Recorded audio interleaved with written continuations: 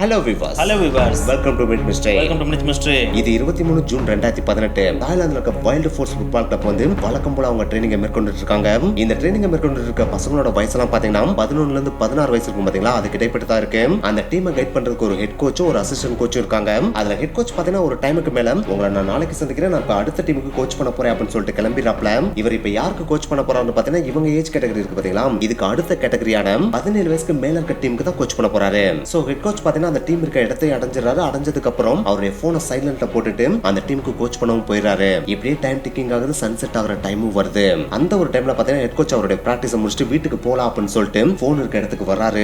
அப்படி வந்துட்டு போன் எடுத்து பாக்குறப்ப பாத்தீங்கன்னா அவருக்கு ஒரு மிகப்பெரிய அதிர்ச்சி காத்திருந்துச்சு. எஸ், இவருடைய போன்ல பாத்தீங்கன்னா அடுத்தடுத்து எக்கச்சக்கமான மிஸ்டு கால் வந்திருக்கு. அந்த மிஸ்டு கால்ஸ் எல்லாம் யார்ட்ட இருந்து வந்திருக்குன்னு பாத்தீங்கன்னா இதுக்கு முன்னாடி ஒரு கோச் பண்ணாரு பாத்தீங்களா, 11ல இருந்து 16 வயசுக்கு இடைப்பட்ட பசங்களுக்கு, அந்த பசங்களோட வீட்டுல இருந்து அவ்வளவு மிஸ்டு கால் வந்திருக்கு. அதை பார்த்தோன்னே இவருக்கு ஷாக் ஆயிடுது. எதுக்குடா இவங்க எல்லாருமே நமக்கு கால் பண்ணிருக்காங்க அப்படின்னு. சரி, நம்ம ரிட்டர்ன் கால் பண்ணி பாப்போமே அப்படின்னு சொல்லிட்டு மறுபடியும் இவர் கால் பண்றாரு. அப்படி கால் பண்ணோடனே அவங்க எல்லாருமே கேட்ட ஒரே கேள்வி, இன்னமும் பிராக்டிஸ் பண்ணல, ஏன் எங்க பசங்க வீட்டுக்கு வரல அப்படின்றதான். அதை கேட்டோன்னே அவருக்கு பயங்கரமான அதிர்ச்சி கிரியேட் ஆயிடுது. ஏன்னா இந்த டைமுக்கு எல்லாருமே பிராக்டிஸ் முடிச்சு வீட்டுக்கு போயிருக்கணுமே, ஆனா ஏன் இந்த பசங்க இன்னமும் வீட்டுக்கு போகாம இருக்காங்க அப்படின்ற விஷயம் அவருக்கு சுத்தமா புரியல. சோ அந்த டீம்ல இருக்க எல்லா பசங்களோட நம்பருக்கும் இவரே கால் பண்றாப்ல. ஏன் அந்த டீமோட அசிஸ்டன்ட் கோச் இருப்பார் பாத்தீங்களா, அவரோட நம்பருக்கும் கால் பண்றாப்ல. ஆனா யார் நம்பருக்குமே ரீச் ஆக மாட்டேங்குது. எல்லா நம்பருமே நாட் ரீச்சபிள் இருக்கு எக்ஸப்ட் ஒரே ஒரு நம்பரை தவிர. எஸ், அந்த ஒரு நம்பருக்கு பாத்தீங்கன்னா இப்ப ரிங் போகுது, காலும் அட்டன் ஆகுது. ஆப்போசிட் சைடுல இருந்து அவங்க அம்மா எடுத்து, சொல்லுங்க சார் எதுவும் பிரச்சனை, எந்த டைம்ல கால் பண்ணிருக்கீங்களா அப்படின்னு கேக்குறாங்க.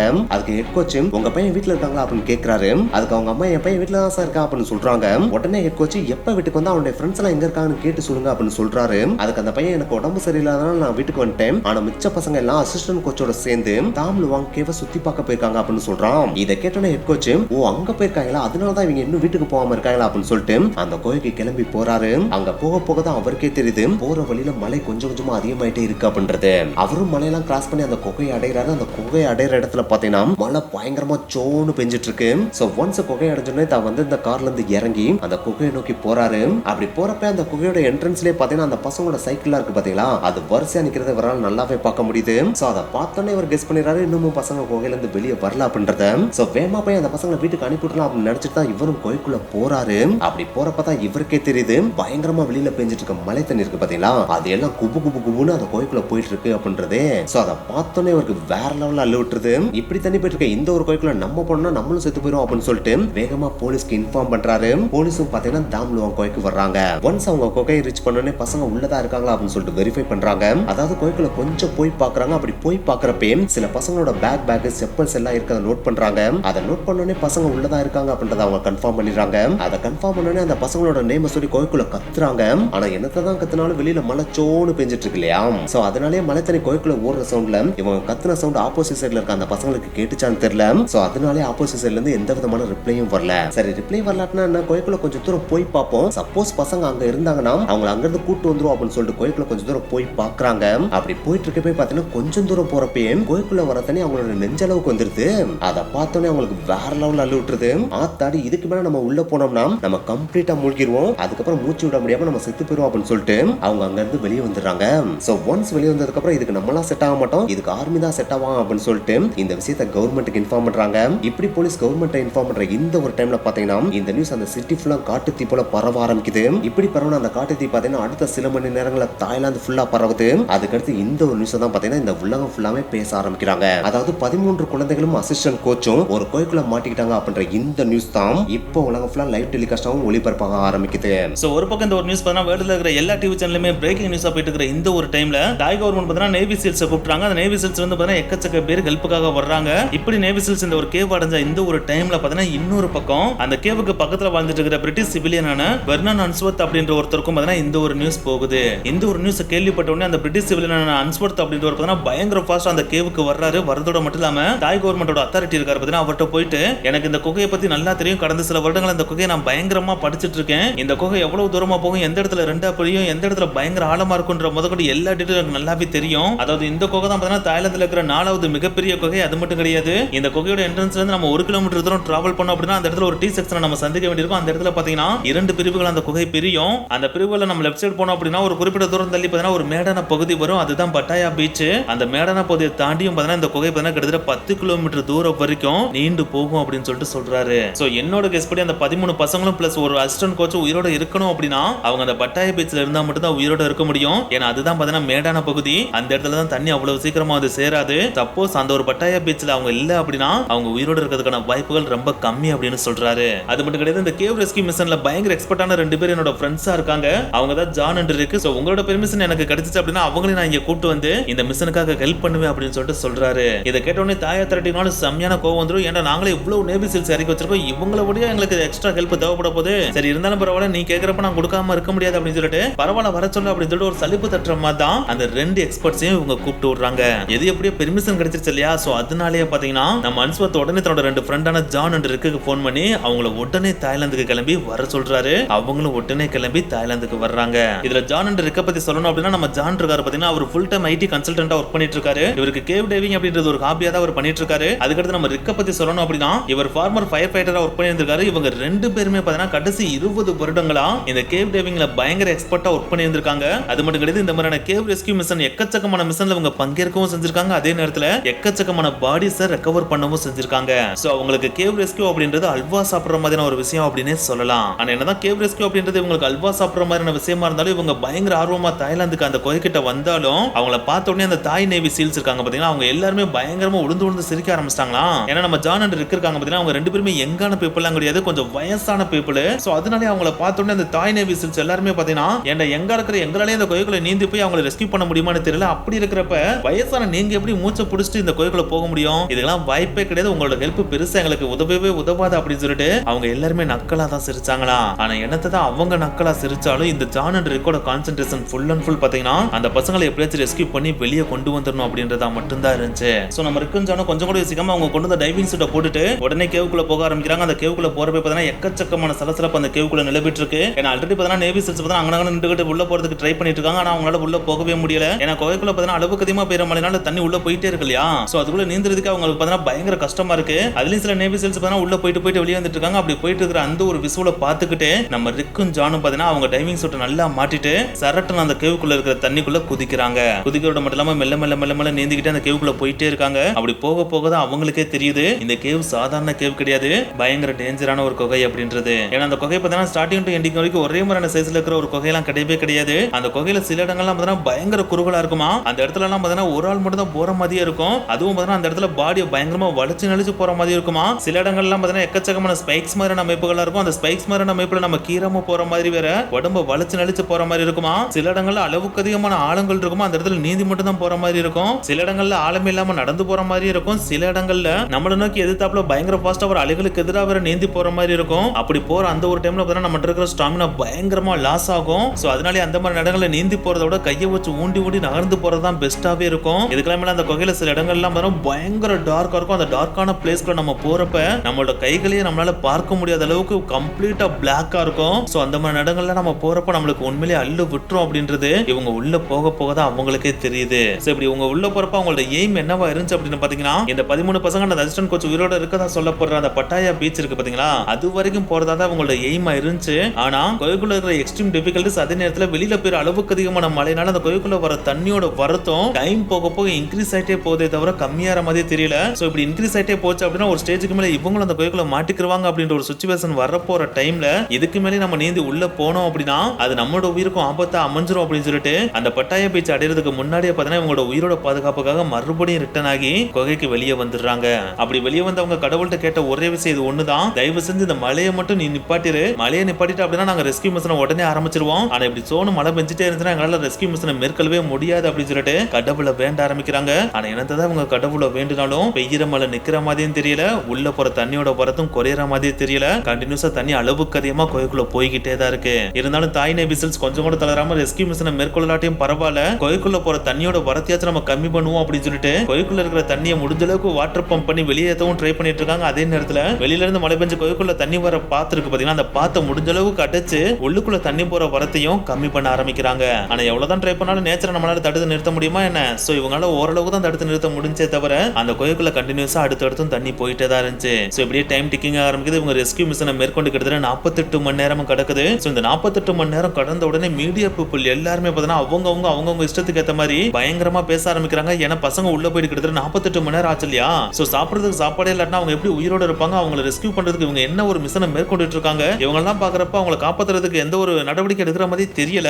சோ முடிஞ்ச அளவுக்கு அவங்களை வேகமா வெளியே கொண்டு வந்தா நல்லது அப்படின்னு சொல்லிட்டு எல்லா மீடியாவும் பயங்கரமா பேச ஆரம்பிக்கிறாங்க. இதெல்லாம் பாக்குறப்ப தாய் கவர்மெண்ட்டுக்கும் பயங்கரமான கோபம் வந்தாலும் அவங்களோட கான்சென்ட்ரேஷன் ஃபுல் அண்ட் ஃபுல் அந்த 13 பசங்க பிளஸ் அந்த அசிஸ்டன்ட் கோச்சை வெளியே கொண்டு வரதா தான் இருந்துச்சு. சோ அவங்களும் முடிஞ்ச அளவுக்கு பார்த்தீங்கன்னா வாலண்டியர் எக்கச்சக்க பேர் சேர்த்துட்டு அவங்களால முடிஞ்ச அளவுக்கு உள்ள இருக்க தண்ணி எல்லாத்தையும் வெளியேற்றிட்டு இருக்காங்க. உள்ள போறதுக்கு வேற ஏதாச்சும் வழி இருக்கானும் பார்த்துட்டு இருக்காங்க. இப்படியே டைம் டிக்கிங் ஆரம்பிக்குது. கடைசி 72 மணி நேரமும் கிடக்குது. அந்த ஒரு டைம்ல ஓரளவுக்கு நம்பிக்கை வர்ற மாதிரி மழை கொஞ்சமா நிக்க ஆரம்பிக்குது. சோ மழை நின்ற உடனே தாய் நேவி சீல்ஸ் பாத்தீங்கன்னா டைவ் பண்றதுக்கு ரெடி ஆயிட்டு இருக்காங்க. அதே நேரத்துல பாத்தீங்கன்னா நம்ம ஜானும் ரிக் இருக்காங்க பாத்தீங்களா, அவங்களும் இந்த மொமெண்ட்டுக்காக தான் வெயிட் பண்ணிட்டு இருந்தாங்க. சோ இந்த மொமெண்ட் வந்து அவங்களும் டைவிங் சூட்டை போட்டுட்டு கோயிலுக்குள்ள போய் நீந்த ஆரம்பிக்கிறாங்க. சோ வழக்கம் போல அவங்க டெஸ்டினேஷன் எதுவா இருக்குன்னு பாத்தீங்கன்னா பட்டாயா பீச் அடையறதா தான் இருக்கு. அதுக்காக பட்டாயா பீச் அடையறதுன்றது அவ்வளவு ஈஸியான விஷயம் எல்லாம் கிடையாது. அதுல எக்கச்சக்கமான டிஃபிகல்டிஸ் இருக்கு அப்படின்றத நம்ம ஆல்ரெடி பார்த்திருந்தோம். அந்த டிஃபிகல்டிஸ் எல்லாம் தாண்டி பட்டாயா பீச் அடையறதுக்கு சில நாட்கள் ஆகும் அப்படின்னு சொல்றாங்க. இருந்தாலும் பரவாயில்ல, அந்த 13 பேரை நம்ம எப்படியாவது ரெஸ்கியூ பண்ணி ஆகணும் அப்படின்றதுக்காக உயிரை வெறுத்துட்டு ஜானுருக்கு நீந்திக்கிட்டே இருக்காங்க. அப்படி நீந்தி கடைசியா பாத்தீங்கன்னா பட்டாயா பீச்சை அடைஞ்சிடறாங்க. அப்படி அடைஞ்ச உடனே அவங்க எதிர்பார்த்ததெல்லாம் அந்த இடத்துல அந்த 13 பேர் இருப்பாங்க அப்படின்றதாம். ஆனா அவங்க எதிர்பார்த்தது அந்த இடத்துல நடக்கவே இல்ல. 13 பேரும் அங்க இல்லவே இல்ல. இந்த ஒரு விஷயம் பாத்தீங்கன்னா ஜான் அண்ட் ரிக்குக்கு பயங்கரமான ஃப்ரஸ்ட்ரேஷன் கொடுக்குது. இவ்வளவு மேடான பகுதியிலேயே அவங்க இல்ல அப்படின்னா இதுக்கு மேல அவங்க உயிரோட இருக்கிறதுக்கு வாய்ப்பே கிடையாது. சோ இதுக்கு மேல நீந்தி போலாமா இல்லாட்டி திரும்பி போலாமா அப்படின்னு யோசிக்க ஆரம்பிக்கிறாங்க. ஆனா என்னதான் யோசிச்சாலும் இவ்வளவு தூரம் நீந்தி வந்துட்டோம், அது இவ்வளவு நாள் நீந்தி வந்துட்டோம் இல்லையா. சோ இன்னும் கொஞ்ச தூரம் நீந்தி பாப்பா அவங்க உயிரோட இருந்தா அவங்களுடைய லக்கு, இல்லாட்டி நம்ம திரும்பி போயிருவோம் அப்படின்னு சொல்லிட்டு அவங்களுடைய டைவிங்க கன்டினியூ பண்ண ஆரம்பிக்கிறாங்க. ஆனா இப்படி அவங்க எடுக்கிற முடிவு சரியான முடிவு அப்படின்னு கேட்டா இது ஒரு மிகப்பெரிய டேஞ்சரான முடிவு அப்படின்னு தான் சொல்லி ஆகணும். இன்னும் கொஞ்சம் எக்ஸாக்டா சொன்னா இது ஒரு சூசைடல் மிஷன் அப்படின்னு சொல்லலாம். ஏன்னா டைவர்ஸ்க்கு எப்பயுமே ஒரு பிரின்சிபல் இருக்கும். அதுதான் அவங்க கொண்டு போற ஆக்சிஜன் சிலிண்டரோட அளவு. எஸ், அவங்க கொண்டு போற ஆக்சிஜன்ல 1/3 ஆஃப் ஆக்சிஜனை போறதுக்கும் 1/3 ஆஃப் ஆக்சிஜனை வர்றதுக்கும் சேர்க்க 1/3 ஆஃப் ஆக்சிஜன் ரிசர்வுக்கு தான் யூஸ் பண்ணுவாங்களாம். இந்த ரிசர்வ் ஆக்சிஜனை எப்ப யூஸ் பண்ணுவாங்கன்னு பாத்தீங்கன்னா கோயிலுக்குள்ள போறப்ப எல்லா டைமும் சுமூகமா இருக்காது இல்லையா. சம்டைம்ஸ் எமர்ஜென்சியான சிச்சுவேஷன் கிரியேட் ஆகும். அந்த டைம்ல இவங்க அளவுக்கு அதிகமான ஆக்சிஜன் எடுத்துக்க வேண்டிய சூழ்நிலை ஏற்படும். அந்த டைம்ல உங்களுக்கு அளவுக்கு அதிகமான ஆக்சிஜன் தேவைப்படும் இல்லையா, அதுக்காக தான் ரிசர்வா வச்சிருப்பாங்களாம். ஆனா அந்த ஒரு ரிசர்வ் ஆக்சிஜனை தான் இப்ப நம்ம ஜானு ரிக்கும் எக்ஸ்ட்ரா நீந்துறதுக்கு யூஸ் பண்ண போறாங்க. சோ சிம்பிளா சொன்னா இப்ப ஜானு ரிக்கும் அவங்க உயிரை பணைய வச்சுதான் இந்த ஒரு எக்ஸ்ட்ரா ஸ்விம்மே அவங்க பண்றாங்க. சோ ஜானு ரிக்கும் கொஞ்சமா முன்னாடி போய் ஏதாவது சவுண்ட் வருதா இல்லன்னா ஏதாவது சிக்னல் வருதா அப்படின்னு செக் பண்ணிக்கிட்டே கொஞ்சமா முன்னேறி போயிட்டே இருக்காங்க. இப்படி போறதுக்கே பாத்தீங்கன்னா அவங்களுக்கு சில நாட்கள் பிடிக்குது. சோ ஃபைனலா பாத்தீங்கன்னா ஒரு ஸ்டேஜுக்கு மேல இதுக்கு மேல நம்ம போறதே வேஸ்ட், நம்ம திரும்பி போயிடலாம் அப்படின்னு சொல்லிட்டு முடிவு எடுக்கிறாங்க. ஆனா அப்படி முடிவு எடுக்கிறப்ப பாத்தீங்கன்னா ஒரு லைட் இவங்களுடைய கண்களுக்கு தெரிய ஆரம்பிக்குது. அதை பார்த்தவொடனே பாத்தீங்கன்னா நம்ம ஜானுக்கு வேற லெவல்ல ஹோப் கிரியேட் ஆயிடுது. ஆத்தாடி லைட் வருது, அப்ப அங்க யாரோ இருக்காடா அப்படின்னு சொல்லிட்டு வேகமா முன்னோக்கி போறாங்க. அப்படி போய் பாக்குறப்பதான் தெரியுது தூரமா சில உருவங்கள் இருக்கு அப்படின்றது. அது உருவங்கள் மட்டும் கிடையாது, இவங்க தேடி வந்த பசங்க இருக்காங்க பாத்தீங்களா, அவங்களே இவங்க தான் அப்படின்ற விஷயத்தையும் கன்ஃபார்ம் பண்றாங்க. இதை கன்ஃபார்ம் பண்ணோன்னே எத்தனை பேர் உயிரோட இருக்கீங்க அப்படின்னு சொல்லிட்டு கேக்குறாங்க. பார்த்தா இருட்டுக்குள்ள இருந்து அந்த லைட்டோட வெளிச்சத்துக்கு எல்லாரும் வெளியே வராங்க. அப்படி வெளியே வரப்ப பாத்தீங்கன்னா 13 பேரும் உயிரோட இருக்காங்க. அதை பார்த்தோன்னே நம்ம ஜான் இருக்குனால வேற லெவல்ல ஆச்சரியம் ஆயிடுது. ஆத்தாடி எப்படி எத்தனை உயிரோட இருந்தீங்க அப்படின்னு சொல்லிட்டு அவங்களே வியந்து பாக்குறாங்க. அப்படி பாக்குறப்ப அந்த அசிஸ்டன்ட் கோச் இன்னைக்கு டே என்ன டே அப்படின்னு சொல்லிட்டு கேக்குறாப்ல. அதுக்கு ஜான் மண்டேன்னு சொல்லுவாப்ல. ரிக் நீங்க உள்ள வந்து 10 நாள் ஆச்சுன்னு சொல்லுவாப்ல. இதை கேட்டதுக்கு அப்புறம் தான் அந்த 13 பேருக்குமே தெரிய வருது நம்ம 10 நாள் உள்ள இருந்துட்டோமா அப்படின்ற விஷயமே. சோ ஒரு வழியா இவங்க இருக்கிறத கண்டுபிடிச்சாங்களே, இதை வெளியே போய் கன்ஃபார்ம் பண்றதுக்காக ஜானும் ரிக்கும் ஒரு வீடியோ எடுக்கிறாங்க. அந்த வீடியோ எடுத்தோடனே இப்போதைக்கு நாங்க 2 பேர் தான் வந்திருக்கோம், இனிமேல் எக்கச்சக்க பேர் வருவாங்க. சோ அது வரைக்கும் கொஞ்சம் தாக்குப்பிடிங்க, நாங்க எப்படியாவது உங்களை காப்பாத்திரோம் அப்படின்னு சொல்லிட்டு அங்கிருந்து ஜானுருக்கும் கிளம்பிடுறாங்க.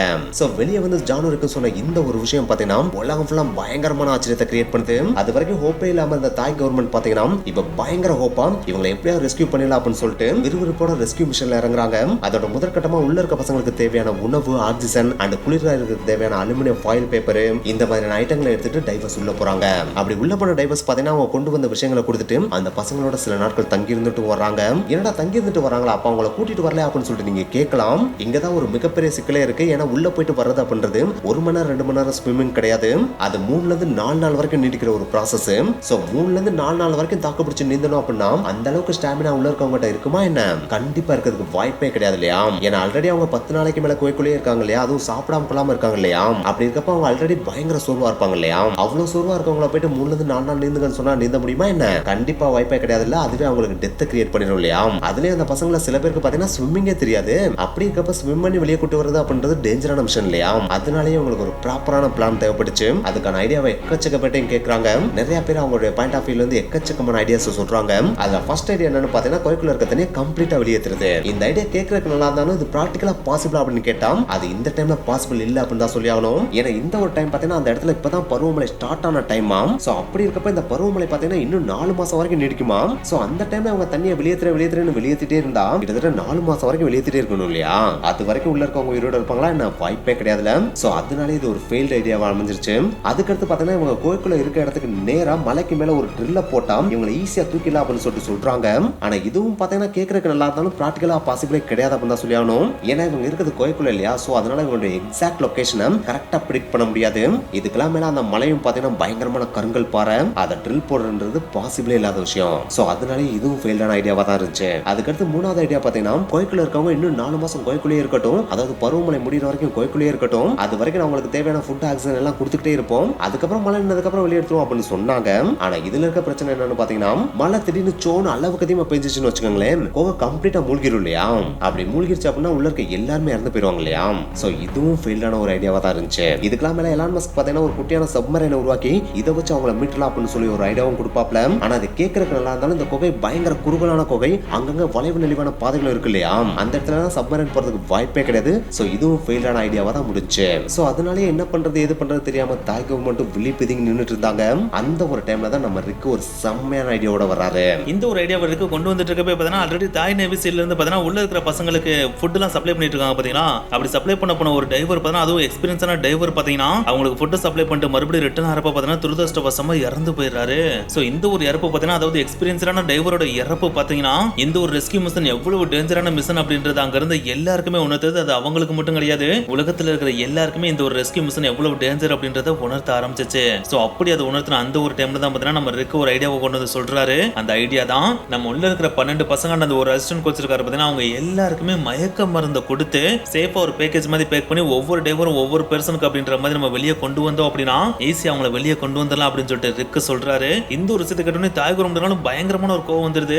என்னங்க இது முட்டாள்தனமான ஒரு ஐடியாவா இருக்கு, மயக்க மருந்து கொடுத்து மயக்க நிலையிலே கூட்டு வரணுமா? இதுக்கெல்லாம் வாய்ப்பே கிடையாது. ஏன்னா மயக்கமா இருக்க நிலையில அவங்க ஏதாச்சும் முடிச்சிட்டாங்க அப்படின்னா அது அவங்களோட உயிருக்கு மிகப்பெரிய ஆபத்து அமைஞ்சிரும். சோ இந்த ஒரு விஷயத்துல எங்களால அலோவ் பண்ணவே முடியாதுன்னு சொல்லிட்டு தாய் கவர்மெண்ட் கம்ப்ளீட்டா மறுத்துறாங்க. ஆனா என்னத்தை தான் தாய் கவர்மெண்ட் மறுத்தாலும் நம்ம ரிக்கு மறுபடியும் நம்மளுக்கு இருக்கிற ஒரே ஆப்ஷன் இந்த ஒரு ஆப்ஷன் தான். இந்த ஒரு ஆப்ஷன் நம்ம ட்ரை பண்ணி பார்த்தா மட்டும்தான் அவங்களை நம்மளால வெளியே கொண்டு வரவே முடியும். இந்த ஒரு ஆப்ஷனை நம்ம கையில எடுக்கல அப்படின்னா அவங்க உள்ள இருந்து வெளியே கொண்டு வரவே முடியாது, கடைசி வரைக்கும் அவங்க உள்ளே தான் இருப்பாங்க அப்படின்னு சொல்லிட்டு அடிச்சு சொல்றாரு. சோ இந்த ஒரு விஷயத்தை கேட்டதுக்கு அப்புறம் தாய் கவர்மெண்ட் கொஞ்சம் யோசிக்க ஆரம்பிக்கிறாங்க. இந்த ஒரு ஐடியா விட்டா நம்மளுக்கு வேற ஐடியா இல்லன்றதே அவங்க உணர்றாங்க. சோ அதனாலேயே வேற வழியே இல்லாம இதை நாங்க ஓகே பண்றோம், இதுக்கான ப்ராசஸ் நீங்க மூவ் பண்ணுங்க அப்படின்னு சொல்லிட்டு சொல்லிடுறாங்க. அதை சொன்ன உடனே நம்ம ரிக்கு அவரோட பெஸ்ட் ஃப்ரெண்டான ரிச்சர்ட் ஹாரிஸ் அப்படின்றவருக்கு கால் பண்றாப்ல. இந்த ரிச்சர்ட் ஹாரிஸை பத்தி சிம்பிளா சொல்லணும் அப்படின்னா இவர் ஒரு அனஸ்தீசியாலஜிஸ்ட். இவருக்கு கிட்டத்தட்ட 30 வருஷத்துக்கு மேல பார்த்தீங்கன்னா டைவிங் எக்ஸ்பீரியன்ஸும் இருக்கு. சோ அதனால நம்ம ரிக்கு பார்த்தீங்கன்னா ரிச்சர்டுக்கு கால் பண்ணி நீ உடனே தாய்லாந்துல இருக்க கேவுக்கு கிளம்பி வா அப்படின்னு சொல்றாப்ல.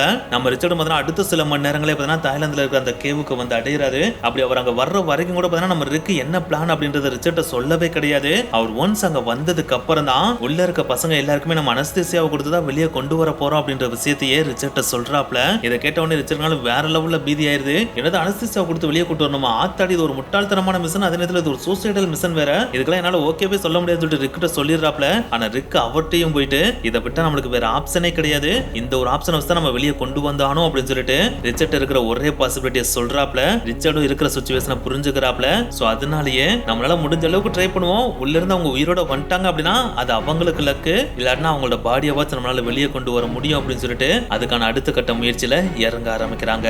சோ உங்களோட பிளான் என்ன அப்படின்றத உலகத்துல இருக்கிற பயங்கர எக்ஸ்பர்ட்டான டைவர்ஸ் இருப்பாங்க, அவங்கள முதல் இங்க வர வைக்கணும் அப்படின்றதான். சோ அதனால ரிக் அண்ட் ஜான் பார்த்தீங்கன்னா அவங்களுக்கு தெரிஞ்ச பயங்கர எக்ஸ்பீரியன்ஸான டிரைவர்ஸ் எல்லாத்தையும் அங்க வர வைக்கிறாங்க. அப்படி வந்ததுக்கு அப்புறம் அவங்களோட அடுத்த பிளான் என்ன அப்படின்னு பார்த்தீங்கன்னா இந்த 13 பேர் இருக்கிற இடம் இருக்கு பார்த்தீங்கன்னா அந்த இடத்தை அவங்க போய் ரீச் பண்ணணும். அப்படி ஒன்ஸ் ரீச் பண்ண உடனே நம்ம ரிச்சர்ட் இருக்காரு பார்த்தீங்கன்னா ஒரு வாட்டர் டைட் மாஸ்க் ஒன்று வச்சிருப்பாரு. அந்த மாஸ்க் எடுத்து ஃபர்ஸ்ட் பையனோட முகத்துல கம்ப்ளீட்டா மாட்டுவாரு. அந்த வாட்டர் டைட் மாஸ்கோட ஸ்பெஷாலிட்டி என்ன அப்படின்னு பார்த்தீங்கன்னா அதுலயே ஆக்சிஜன் சப்ளை பண்றதுக்கான ஒரு சின்ன டியூப் மாதிரியான அமைப்பு இருக்கும். சோ அந்த ஒரு டியூப் ஆக்சிஜன் சிலிண்டர்ல அட்டாச் பண்ணி அந்த ஆக்சிஜன் சிலிண்டர் பார்த்தீங்கன்னா அந்த பையனோட நெஞ்சோட நெஞ்சா வச்சு கம்ப்ளீட்டா அட்டாச் பண்ணணும். அப்படி அட்டாச் பண்ணதுக்கு அப்புறம் அந்த பையனோட நெக் இருக்கு பாத்தீங்களா, அது ரொம்ப அண்ணாந்து போய் மூச்சு குழாயை அடைக்காத அளவுக்கு சேஃப்டியா ஃபிக்ஸ் பண்ணணும். அப்படி ஒன்ஸ் ஃபிக்ஸ் பண்ண உடனே அந்த பையனோட கை ரெண்டு பின்னாடி கட்டிடுவாங்க. ஒன்ஸ் கட்டினதுக்கு அப்புறம் அந்த பையனுக்கு பார்த்தீங்கன்னா நம்ம ரிச்சர்ட் கொண்டு வந்த ஊசி எடுத்து அனஸ்தீசியாவை சரட்னு அவரோட உடம்புல செலுத்திடுவாரு. அப்படி ஒன்ஸ் செலுத்தினதுக்கு அப்புறம் பார்த்தீங்கன்னா அந்த பையனை கம்ப்ளீட்டா பேக்கேஜ் மாதிரி பேக்கேஜ் பண்ணிடுவாங்க. அப்படி பேக்கேஜ் பண்ணதுக்கு அப்புறம் பார்த்தீங்கன்னா அந்த பையனை கொண்டு போறதுக்கு ரெடியான ஸ்டேஜுக்கு வந்துருவான். அதுக்கடுத்து ஃபர்ஸ்ட் டிரைவர் பார்த்தீங்கன்னா அந்த பேக்கேஜ் பண்ணப்பட்ட பையனை அங்கிருந்து குறிப்பிட்ட டிஸ்டன்ஸ் இடைவெளியில் இருக்கிற இன்னொரு டிரைவர்கிட்ட கொண்டு போய் சேர்ப்பாரு. அப்படி சேர்த்ததுக்கு அப்புறம் ரெண்டாவது டிரைவர் இருக்காரு பார்த்தீங்கன்னா அவரும் பார்த்தீங்கன்னா அனஸ்தீசியா வச்சிருப்பாரு. சோ அவரும் பார்த்தீங்கன்னா ரெண்டாவது டோஸா அந்த பையனோட உடம்புக்குள்ள அனஸ்தீசியாவை செலுத்துவாரு. ஏன்னா அந்த பையனை கொண்டு வரதுக்கு ரொம்ப டைம் எடுக்கும் இல்லையா? அப்படி டைம் எடுக்கிறப்ப அவன் மயக்க நிலைமையில இருந்து மறுபடியும் எந்திரிச்சிட கூடாது இல்லையா? சோ அதனாலேயே ரெண்டாவது டோஸ் அனஸ்தீசியா உள்ள போட்டுருவாங்க. அப்படி போட்டதுக்கு அப்புறம் தான் அந்த ரெண்டாவது டிரைவர் பார்த்தீங்கன்னா அந்த பேக்கேஜ் ஆன பையனை மறுபடியும் அவர் இருக்க இடத்துல இருந்து சேம்பர் 3 அப்படின்ற இன்னொரு இடத்துக்கு கொண்டு வருவாரு. இந்த சேம்பர் 3ன்றது வேற எதுவும் கிடையாது, தாய்லாந்து நேவி சீல் இருக்காங்க பாத்தீங்கன்னா, அவங்க ஒரு கேம்ப் மாதிரியான ஒரு அமைப்பு ரெடி பண்ணி வச்சிருந்திருப்பாங்க. அந்த ஒரு அமைப்பு இருக்க இடத்துல பாத்தீங்கன்னா தண்ணி எல்லாத்தையுமே கம்ப்ளீட்டா பம்ப் பண்ணி வெளியே எடுத்திருக்காங்க. அப்படி எடுக்கப்பட்ட தண்ணி பாத்தீங்கன்னா அந்த இடத்துல இருந்து என்ட்ரன்ஸ் வரைக்குமே பாத்தீங்கன்னா ஓரளவுக்கு நல்லாவே எடுத்து வச்சிருப்பாங்க. சோ அங்க இருந்து அந்த பையனை ஸ்ட்ரெச்சர்ல எடுத்துட்டு போறதுன்றது ஈஸியான ஒரு விஷயமா தான் இருக்கும். அதுக்கடுத்து ஸ்ட்ரெச்சர்ல இருந்து பாத்தீங்கன்னா ஆம்புலன்ஸ்க்கு எடுத்துருப்பாங்க. ஆம்புலன்ஸ்ல இருந்து பாத்தீங்கன்னா ஹெலிகாப்டர்ல கொண்டு போய் ஹெலிகாப்டர்ல இருந்து பாத்தீங்கன்னா ஹாஸ்பிடலுக்கு கொண்டு போயிருவாங்க. சோ இதுதான் பாத்தீங்கன்னா அவங்களோட பிளானாவே இருக்கு. சோ இந்த ஒரு பிளான் பாத்தீங்கன்னா ஃபர்ஸ்ட் பையனுக்கு சக்சஸ்ஃபுல்லா எக்ஸிக்யூட் பண்றாங்க. அப்படி எக்ஸிக்யூட் பண்றப்ப அந்த பையனை வெளியே கொண்டு வரதே பாத்தீங்கன்னா நம்ம ஜானா தான் இருக்காரு. சோ ஜான் அந்த பையனை சேம்பர் 3 கொண்டு வந்த உடனே பாத்தீங்கன்னா அந்த பையன் கண்ணு முழிச்சிடறான். அப்படி கண்ணு முழிச்சது அங்க இருக்கவங்க பார்த்த உடனே ஆத்தாடி இந்த பையன் சேஃபா வெளியே வந்து கண்ணே முழிச்சான் அப்படின்னு சொல்லிட்டு பயங்கரமா எக்ஸைட் ஆயிடுறாங்க. சோ அப்படி எக்ஸைட் ஆன உடனே அந்த பையனை டக்குனு ஸ்ட்ரெச்சர்ல வச்சுட்டு டக்கு வெளியே கொண்டு போய் ஆம்புலன்ஸ்ல ஏத்தி ஆம்புலன்ஸ்ல இருந்து ஹெலிகாப்டர்ல ஏத்தி ஹெலிகாப்டர்ல இருந்து ஹாஸ்பிடலுக்கு கொண்டு போய் சேர்த்துறாங்க. சோ இந்த மாதிரி வெளியே ஸ்ட்ரெச்சர்ல கொண்டு வரது, ஆம்புலன்ஸ்ல ஏத்துறது, ஆம்புலன்ஸ்ல இருந்து ஹெலிகாப்டர்ல போறது எல்லா விஷயங்களையுமே மீடியா பீப்புள் பாத்துறாங்க. சோ இத பார்த்த உடனே ஆத்தாடி வெளியே ஸ்ட்ரெச்சர்ல யாரோ ஒரு பையனை கொண்டு வந்திருக்காங்க, அந்த பையன் யாருன்னு தெரியல, அந்த பையன் சேஃபா இருக்கான்றது மட்டும் நமக்கு நல்லா தெரியுது அப்படின்னு சொல்லிட்டு நியூஸை பயங்கரமா போட ஆரம்பிக்கிறாங்க. சோ இந்த ஒரு நியூஸை பார்த்த எல்லா மக்களுக்குமே ஓரளவுக்கு ஹோப்பும் கிரியேட் ஆக ஆரம்பிச்சிருது. சோ அன்னைக்கு டேல மட்டும் பார்த்தா அடுத்தடுத்து கிட்டத்தட்ட 4 பசங்களை சேஃபா வெளியே கொண்டு வந்து சேர்க்கறாங்க. அப்படி வெளியே கொண்டு வந்து சேர்க்கறதோட மட்டும் இல்லாம அவங்கள ஹாஸ்பிட்டல்லையும் கொண்டு போய் சேர்த்துறாங்க. இப்படி 4 பசங்களை வெளியே கொண்டு வந்து சேர்க்கறதுக்கு முன்னாடி கிட்டத்தட்ட 8 டிரைவர்ஸ் பார்த்தீங்கன்னா அன்னைக்கு டே ஃபுல்லா ஹார்ட் ஒர்க் பண்ணி இருந்திருக்காங்க. அப்படி ஹார்ட் ஒர்க் பண்ணதோட பலனா அந்த 4 பேருமே பார்த்தீங்கன்னா சக்சஸ்ஃபுல்லா கண்முழிக்கவும் செஞ்சுட்டாங்க. இப்படி அடுத்து பார்த்தீங்கன்னா அதே ப்ராசஸ்ல 4 பேரை வெளியே கொண்டு வந்துறாங்க. சோ இது வரைக்கும் டோட்டலா பார்த்தீங்கன்னா 8 பேரை வெளியே கொண்டு வந்துடுறாங்க. சோ மிச்சம் உள்ள இருக்கிறது எத்தனை பேர்? 5 பேர் இருக்காங்க இல்லையா?